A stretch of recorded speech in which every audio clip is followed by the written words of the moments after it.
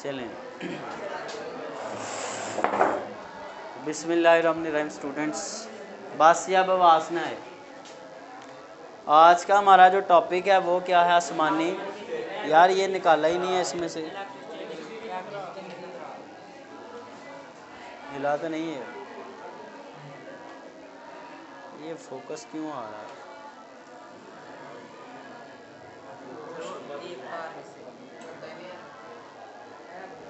चलें तो बच्चों, आज का हमारा टॉपिक क्या है? आसमानी बिजली। अब जब मैं बोलना शुरू कर दूं फिर आपने चुप कर देना है।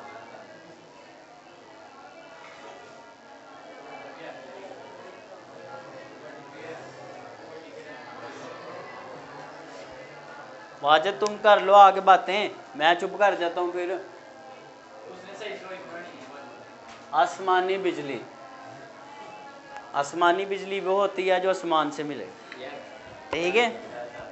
अच्छा अब देखें जी, सबसे पहले तो आपको पता है कि जब फ्रिक्शन हो तो क्या पैदा होता है? चार्ज।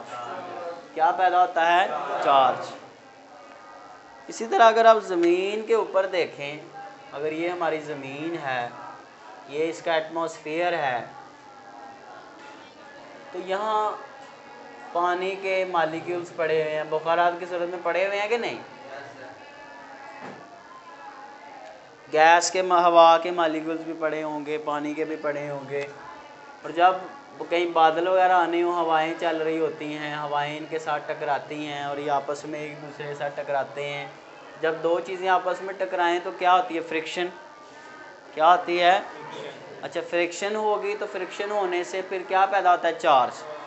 अब जब ये आपस में फ्रिक्शन करेंगे तो वहाँ पे फ्रिक्शन के बाइस नेगेटिव चार्ज बहुत ज़्यादा मकदार में क्या हो जाएगा?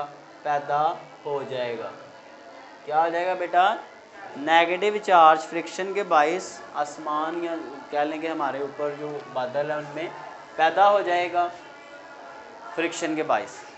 अब बहुत ज़्यादा वहाँ पानी के मालिक्यूल्स पड़े हुए हैं, बहुत ज़्यादा हवा है, तो अब बहुत ज़्यादा है इसलिए बहुत ज़्यादा चार्ज पैदा होगा। अच्छा अब इसके बाद क्या होगा?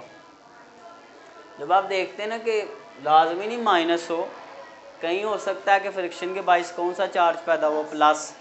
अच्छा जब वो घूमते फिरते प्लस और माइनस आके कहीं मिलते हैं ना, तो स्पार्क क्रिएट होती है।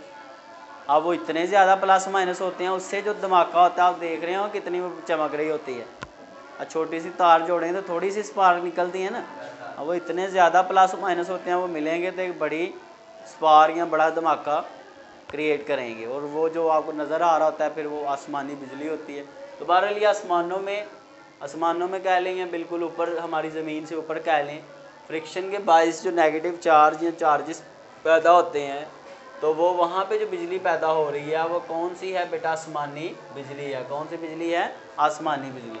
अच्छा अब देखें, जब ये बेटा घूमता घूमता कहीं आएगा ना हमारी ज़मीन के पास, तो ये कोई बिल्डिंग है या ये कोई बंदा खड़ा है, तो ये समझ लें कि पूरा का पूरा गोला एक चार्ज शुदा जिस्म है। अब ये घूमता घूमता जब इसके बिल्डिंग के पास आएगा, बिल्डिंग थोड़ी लंबी कर लें, बिल्डिंग के पास आएगा, पहले ये इधर था, कहीं घूमता घूमता इस बिल्डिंग के पास आया तो इलेक्ट्रोस्टैटिक इंडक्शन का अमल होगा। इस सामने वाली चीज़ के ऊपर कौन सा चार्ज आ जाएगा? मुखालिफ। और उधर माइनस था तो इधर कौन सा आ जाएगा? प्लस। यही होता है ना इलेक्ट्रोस्टैटिक इंडक्शन के अमल में।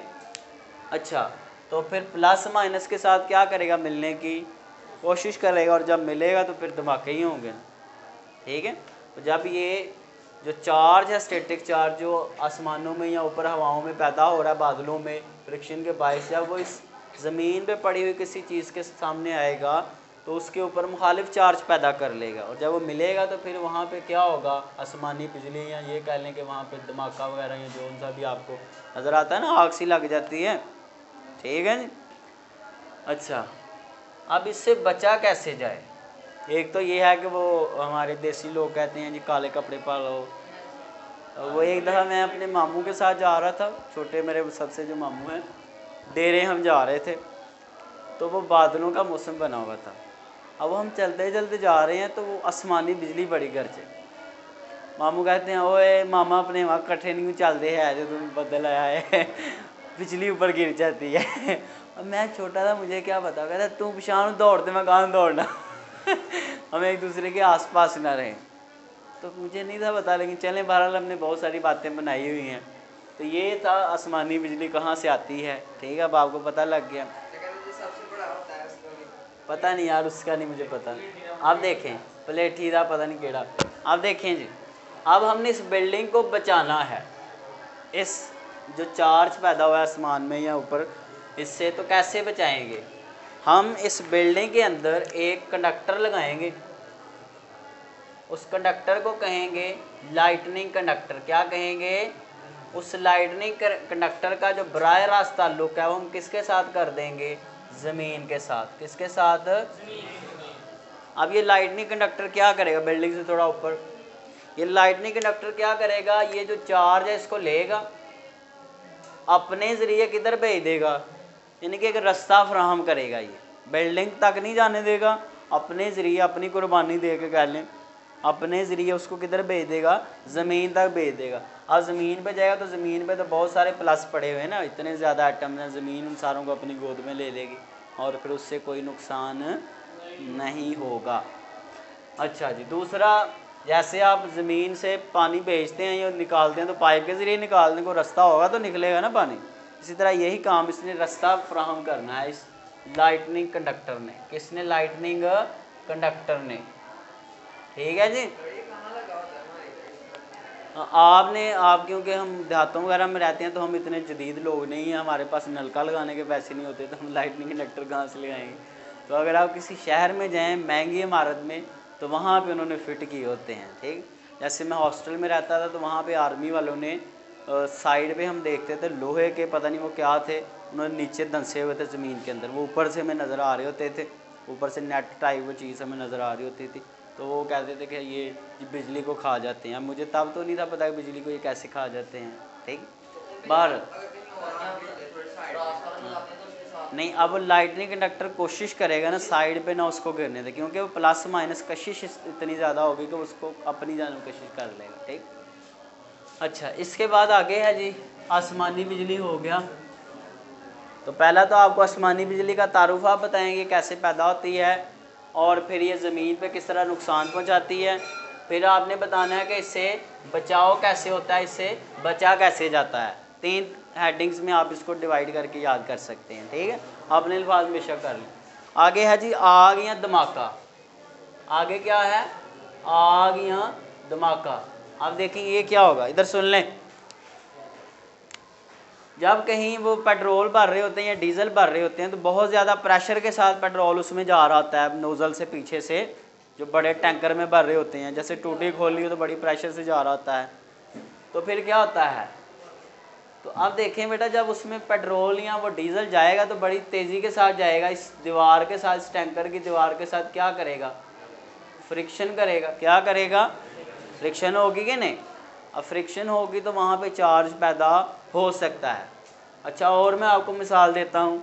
अब वो जब स्टैटिक चार्ज आ जाएगा, अगर कहीं इस हिस्से के ऊपर माइनस पैदा हो गया और इधर प्लस, और ये दोनों जनाब मिल गए तो स्पार्क बन गई, तो वो सारा फिर फट जाएगा। फिर वो बड़ा ख्याल रखते हैं वो, जैसे भी वो वहाँ फिलिंग करते हैं। मैं आपको और सिंपल एग्जांपल देता हूँ।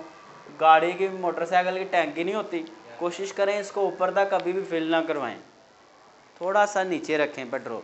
उससे क्या होगा?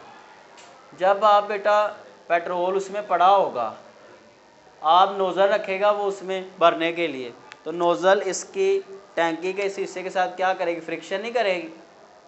तो उससे क्या हो सकता है कि हो सकता है नोज़ल के ऊपर फ्रिक्शन के बाद प्लस आ जाए और टैंकी के ऊपर और वो मिले अगर दोनों, तो चिंगारी फिर निकल सकती है ना, और पेट्रोल को लग गई तो फिर आप सीधा ऊपर ही जाएंगे बड़ी जल्दी। ठीक है, हो सकता है। बाज़ औक़ात पेट्रोल पंप्स के ऊपर आग लग जाती है, मैंने अपनी ज़ाहिरी आंखों से तो नहीं देखा लेकिन होता है ऐसे। ठीक, और एग्जांपल देखते हैं। आपने फिल्मों में देखा होगा गाड़ी जब उलट जाती है तो ऐसे वो सड़क के साथ रगड़ खा के जा रही होती है, तो वो चिंगारी सी निकल रही होती है, देखा आपने? तो और जब ये कोई टैंकर वगैरह उल्टे तो वो फ्रिक्शन करके ज़मीन के साथ जाएगा तो फ्रिक्शन के बायस हो सकता है उसकी बॉडी के ऊपर क्या आ जाए, चार्ज आ जाए।